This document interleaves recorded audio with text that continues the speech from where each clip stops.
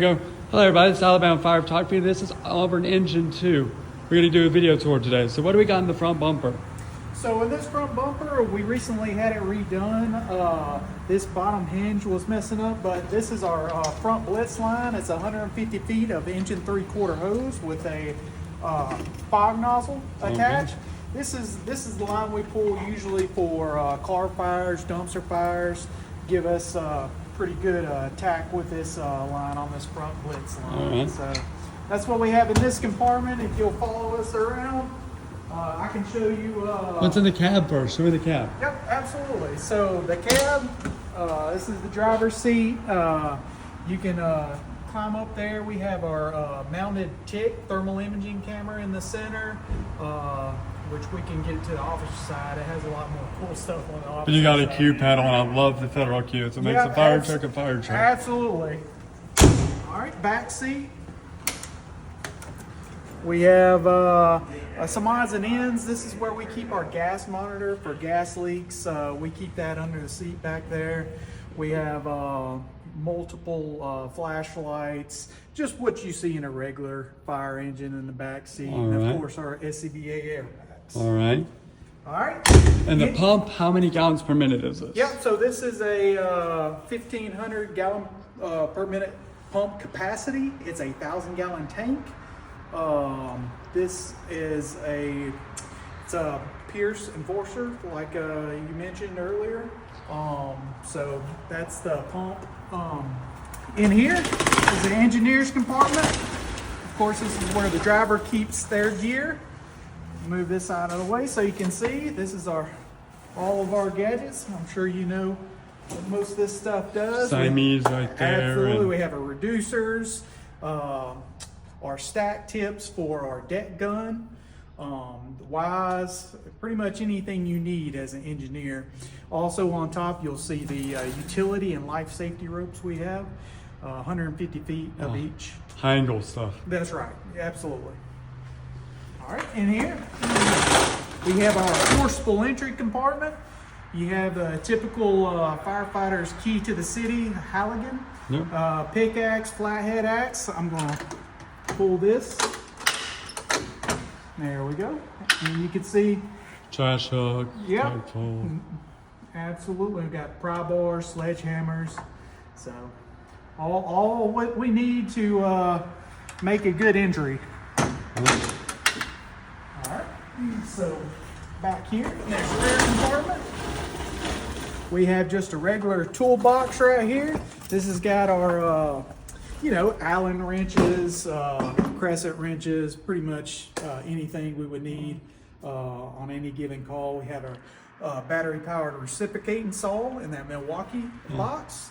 We have step cribbing, salvage covers. We have our little giant folding ladder that we typically can use for changing detector batteries. We mainly use it for because we also have our main ladders as well on the back. So.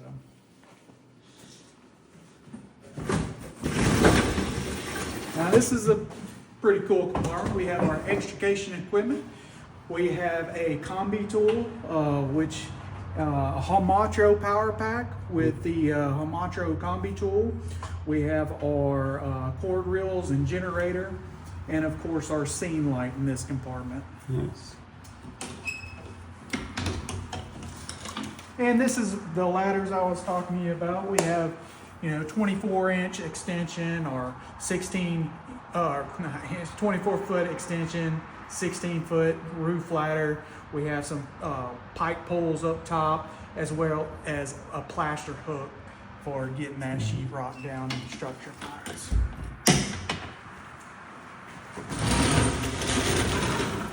This is our gasoline fuel compartment.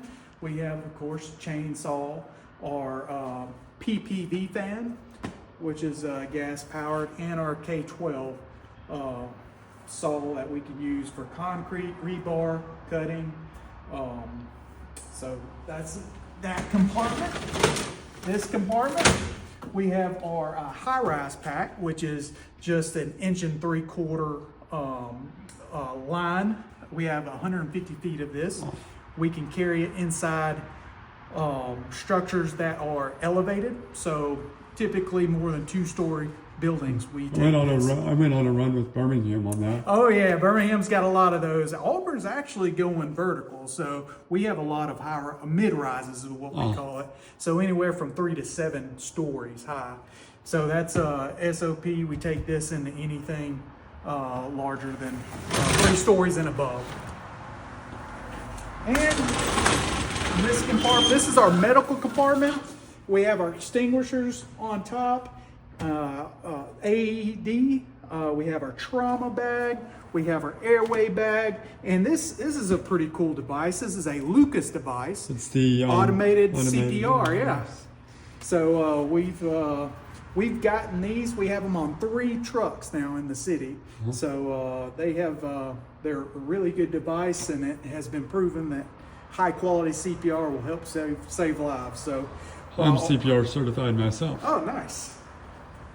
And so you got your crosslays right here. Yep, we have 2 what we call attack lines, crosslays. They have that same fog nozzle, SM20 fog nozzles attached.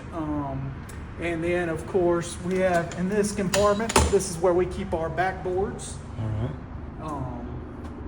And in this compartment, this is our buckets, shovels, fire flaps, for those brush fires we have.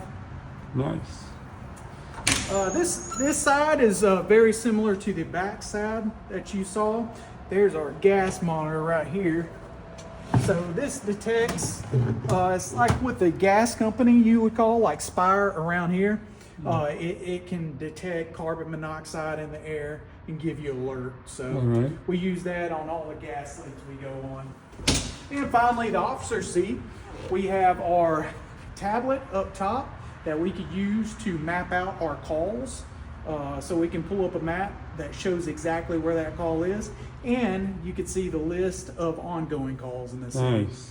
So thank you so much for letting me do this. Absolutely. And War Eagle to you, by the way. Oh, War Eagle. My dad and my dad went to Auburn. Oh, nice. So yeah. It was a ways back. It was 84, 85. Oh, okay. Right, so Bo Jackson years, huh? Oh, so this is Alabama Fire Photography signing off from Station 2. Oh, really?